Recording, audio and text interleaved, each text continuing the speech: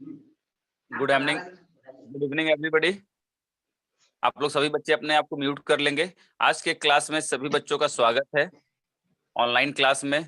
और आज हम लोग पढ़ने जा रहे हैं जो चैप्टर है, वो चैप्टर हम लोग देखेंगे। चैप्टर नंबर 6 का पोयम है एनिमल्स।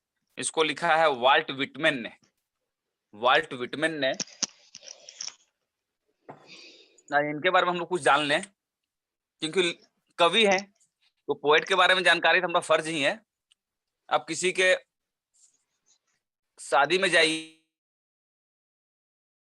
यदि आप लोग रह रहे कहीं तो बिना कार्ड के पहुंचिएगा तो कम से कम उसके बारे में जानकारी रख लीजिएगा कि लड़के वाले कहाँ के हैं, लड़की वाले कहाँ के हैं। यदि होटल में बिना कार्ड के घुस रहे हैं ताकि कोई पूछे तो कम से कम बता सकें आप। उसी प्रकार यदि हम लोग यहाँ पे पोयम पढ़ने वाले हैं तो पोयम के बारे में तो जानकारी होनी चाहिए कि इसके पोएट कौन है। एग्जामिनेशन में क्वेश्चन भी आपसे इससे आने वाला है। पोएट के बारे में 100% पोएट के बारे में पूछा जाता है। इस पोयम के पोएट कौन है, तो हम लोग इनके बारे में कुछ जान लेते हैं कि वाल्ट विटमैन है कौन। तो इनका डेट ऑफ बर्थ था 1819 को, 1892 में ये डेथ कर गए। Is a major figure in early American poetry. American poetry में एक बहुत अच्छा स्थान रखते हैं ये। He broke the tradition of rhymed and metrical poetry. He was famous for writing a revolutionary new kind of poetry which was in free verse. The poem Animals is from his work Song of Myself. Song my myself से ये poem लिया गया है।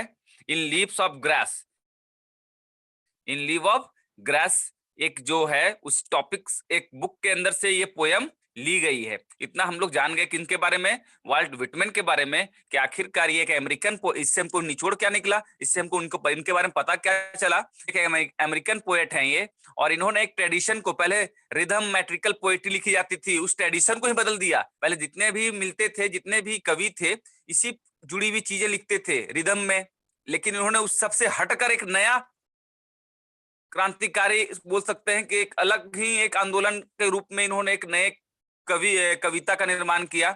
और song of my self एक book है, उससे ये पोयम को लिया गया है। चलिए हम लोग आगे बढ़ते हैं। अब पोयम के बारे में कुछ जान लेते हैं कि पोयम, कवि के बारे में हम लोग जान गए, अब पोयम के बारे में जानते हैं। Walt Whitman has shown the comparison between human beings and animals. इस पोयम में उन्होंने कंपेयर कर दिया ह्यूमन बीइंग्स को, हम मनुष्यों को एनिमल से कंपेयर कर दिया इन हिज पोयम। अब सोच सकते हैं, हम लोग बोलते हैं जैसे घर गाँव में एग्जाम्पल के रूप से हम लोग बोलते हैं एकदम जानवर ही हो गया क्या, चाहे कोई भी गार्जियन जैसा कोई वर्ड यूज करते हैं कि जानवर जैसा क्यों बिहेव कर रहे हो। इट मीन्स क्या, हम लोग समझते हैं कि जानवर लोग जो हैं, हम लोग शुरू से क्या समझते हैं कि जानवर सबसे मूर्ख और सबसे बेकार किस्म के जीव है इस पृथ्वी पर। लेकिन इन्होंने इस पोयम के माध्यम से क्या बताना चाहा, बहुत ही अच्छे पॉइंट को इन्होंने उठाया है। इस पोयम के माध्यम से ये कंपेयर किया है इन्होंने ह्यूमन बींग्स को एनिमल्स के साथ। He has pointed out the evils present inside the human brain which he thinks animal don't have. और ये बोलते हैं कि जो ध्रुवापन, जो शैतानी दिमाग जो मनुष्यों के अंदर ब्रेन में होता है, वो उनको लगता है कि वो जानवरों के अंदर बिल्कुल नहीं होता है। That is why he thinks that animals are much better than human things. इसलिए इस पोयम में इन्होंने माना है और ये साबित भी किया है कंपेयर करके कि किस प्रकार जो है ह्यूमन बींग्स मच बेटर हैं, अत्यधिक उससे कम से कम लाख गुना बेटर हैं। किससे? एनिमल्स, ह्यूमन बींग से एनिमल्स जो है लाख गुना बेटर हैं, इन्होंने बेटर साबित किया है। चलिए अब पोयम का पढ़ते हैं। पहला स्टेंजा जो है पोयम का, जो स्टेंजा मीन्स पंक्ति जिसको बोलते हैं, बहुत से बच्चे पढ़े भी होंगे। I think I could turn and live with animals. They are so placid and self-contained. I stand and look at them long and long. अब देखिए, पैलेसीड का मतलब क्या होता है? पीसफुल। और कंटेन का मतलब, दो जो नीचे देख रहे हैं ना आप, वो वहां पर वो दोनों उसमें हार्ड वर्ड्स के मीनिंग लिखे गए। कीप अप कंट्रोल, मतलब ये बोलते क्या है कि I think I could turn and live with animals, they are so placid, मतलब कि वो बहुत ही, मुझे लगता है कि मैं एनिमल्स के साथ ज्यादा बेटर फील करूंगा, मनुष्यों की तुलना में रहने से अच्छा है कि मैं एनिमल साथ रहूंगा। क्यों? क्योंकि वो बहुत ही पीसफुल रहते हैं और वो अपने कंट्रोल में रहते हैं, इसलिए मेरे लिए बेटर है। चलिए अभी देखिए इसका समरी क्लियर करते हैं। पहला स्टेंजा जो दिया गया इसका समरी हम लोग क्लियर करते हैं। इसमें समरी में क्या बताया है, किसने? पोएट ने हमको, पोएट बताते हैं the poet says he wants to live in the world of animals. Poet बोलते हैं कि मैं जानवरों के संसार में रहना चाहता हूं। Here we can say that the poet find himself here finds the world of animals better than the human beings. अब बोलते हैं कि जानवरों का संसार तो मनुष्य से ज्यादा बेहतर है। कैसे बेहतर है भैया? He further says that he finds animals more peaceful than humans। वो बोलते हैं कि मैं देखता हूं कि जानवर लोग शांति पूर्वक जो है ज्यादा पीसफुल है एनिमल्स की तुलना में। आप लोग देखते होंगे कि हम लोग के मॉडल स्कूल के सामने जो जानवरों का झुंड आता है, बिल्कुल नहीं लड़ता है, आराम से अपने टाइम से पहुंचता है, उस खुले मैदान में बैठ जाता है। और हम मनुष्य जो हैं, एक बार लाइन लगाने बोला जाए तो क्या करने लगते हैं? बिल्कुल आप लोग जानवरों से भी बेहतर बिहेव करने लगते हैं। तो ये साबित कर रहे हैं पोएट यहाँ पर कि हमको ज्यादा आरामदायक है मनुष्यों की तुलना में जानवरों के साथ रहने में। ही सेज, फिर वो कहते हैं so because animals are not running after worldly things like human beings. अब बोले कि दुनिया के संसारिक चीजों के पीछे ये नहीं भागते हैं जानवर, ये अपने आप में खुश रहते हैं, अपने आप में मग्न रहते हैं। और हम मनुष्य जो हैं अपनी इच्छा के चक्कर में, अपने लालच के चक्कर में दिन प्रतिदिन संसार के चीजों के पीछे भागते रहते हैं। They are calm and no greed for worldly things और एनी काइंड ऑफ अचीवमेंट्स। वो बिल्कुल ही शांत रहते हैं और उनको किसी चीज का ग्रीड में लालच नहीं रहता है, और जितना उनको पास है उतने में खुश है। They are self contained mean they are happy with the life, never interfere in the lifes of other. वे अपने लाइफ में खुश हैं, इंटरफेयर नहीं करते हैं किसी दूसरे के जीवन में। Humans have the habit of interfering the lifes of other. Humans जो है उनका आदत है दूसरों में इंटरफेयर करना, उनकी आदत ही बन चुकी है। वो अपने में खुश रहते नहीं हैं। अपने कहा जाता है ना कि आज का मनुष्य जो है अपने दुख से जितना दुखी नहीं है, उतना दूसरे के सुख से दुखी है। इसका मतलब क्या है? अरे उसके यहाँ टीवी आ गया, उसके यहाँ गाड़ी आ गया, उसके यहाँ 4 गाय है, तो उसके यहाँ 5 बच्चे हैं। दूसरे के देख के ही वो अपना टेंशन जो है, आधा जीवन का 90% जीवन जो है हम और आप दूसरे को देख कर समय अपना व्यतीत करते हैं। तो हमें कंपटीशन किस चीज में करनी चाहिए? कंपटीशन करनी चाहिए पढ़ाई में, विद्या अर्जन करने में। लेकिन हम कंपटीशन किस में करते हैं? धन अर्जन करने में। उसके यहाँ गाड़ी है तो हम 4 गाड़ी लेंगे, उनके यहाँ हेलीकॉप्टर है तो हम प्लेन खरीद लेंगे, उनके यहाँ प्लेन है तो हम ट्रेन खरीद लेंगे।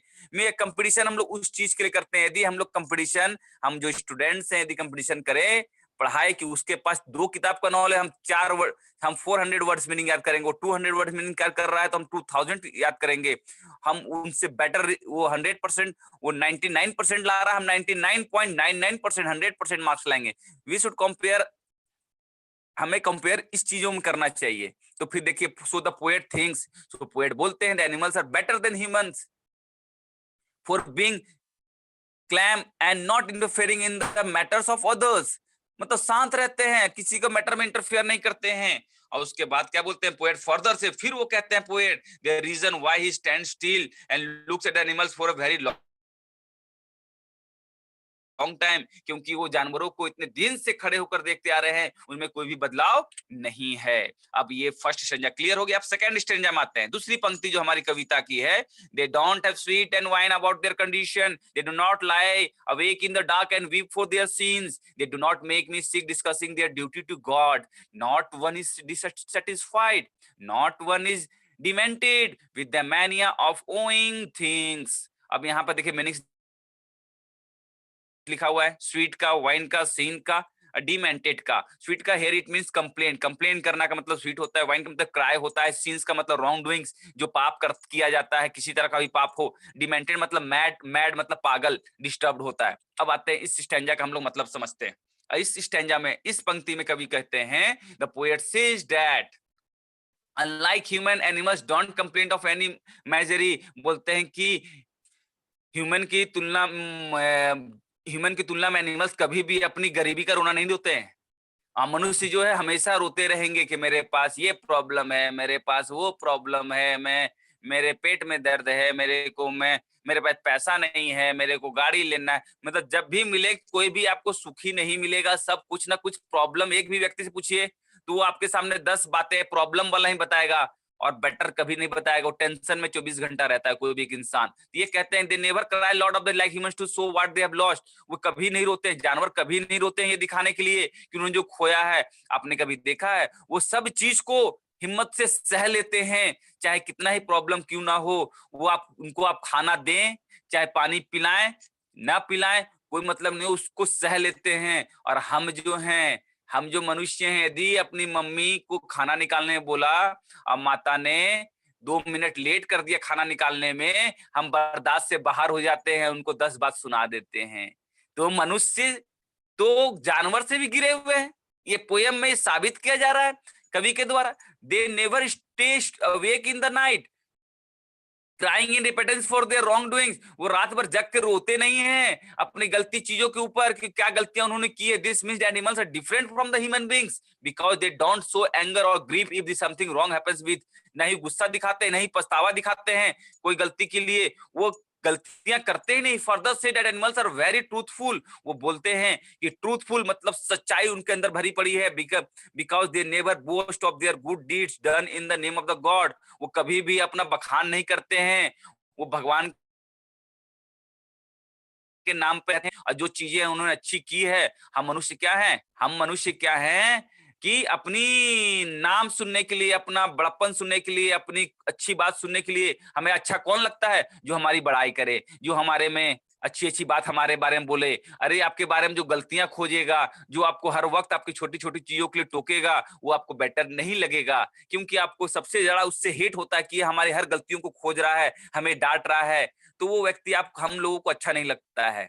तो क्यों? क्योंकि हमको सिर्फ कैसा लोग पसंद है, हमारी बड़ाई करने वाले, हमारे गलती में भी मुझे अच्छा कहने वाले लोग हमें पसंद है। हमारी मेंटेलिटी ऐसी हो चुकी है।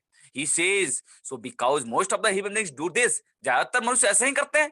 They try to show their good deeds and religiousness to others। वो सिर्फ अपनी अच्छी चीजें दिखाना चाहते हैं, अपनी गलतियां, अपने गलत बैड हैबिट्स दिखाना नहीं चाहते, छिपाते हैं लोगों से। सबके सामने ऐसा दिखावा करेंगे हम और आप कि क्या करते हैं, दिखावा कैसा करते हैं लोग आज के मनुष्य कि हम जो है सिर्फ अच्छा ही कार्य करते हैं, गलत बिल्कुल नहीं करते हैं। लेकिन उनका सारा काम गलत ही होता है। They do in so order to gain popularity among their fellows. और वो पॉपुलर होना चाहते हैं अपने अपने लोगों के बीच में। So the poet think that animals never irritate him by doing such thing। अब बोले इस तरह से मुझे अच्छा इसलिए लगता है कि एनिमल्स ये सब चीजें नहीं करते हैं, इरिटेट उनको परेशान नहीं करते हैं ऐसी चीजों को कर कर। He feels that animals are not dissatisfied like humans.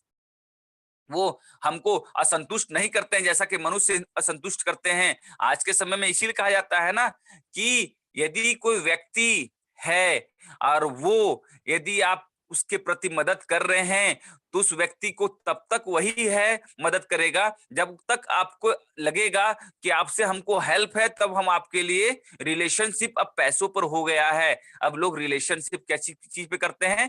पैसे के ऊपर करते हैं। ये सबसे इंपॉर्टेंट बात आ गई है। They stay happy with whatever they have. और एनिमल्स के पास जो चाहिए उसी में हैप्पी रहते हैं। They never run behind worldly things. वे कभी भी दुनिया के सांसारिक चीजों के पीछे नहीं भागते हैं और नहीं परेशान होते हैं। अब लास्ट सेकेंड लास्ट लाइन में आते हैं।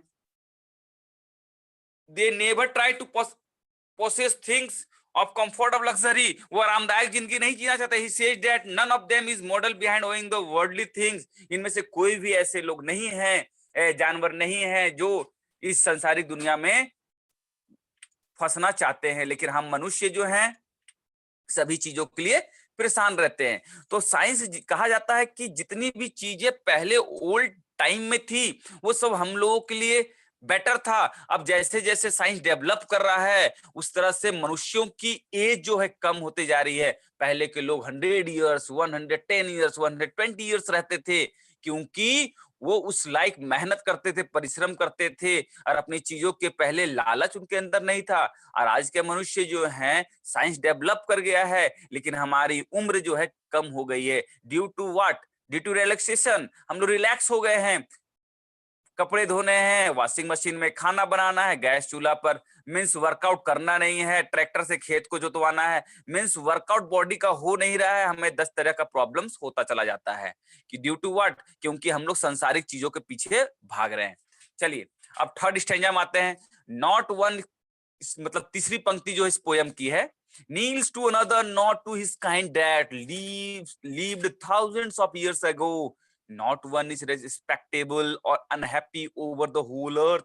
So they show their relations to me and I accept them. They bring me tokens of myself. They invent them palely in their possession. Kneels means bow down. Kneels means समझते घुटने पर झुकना.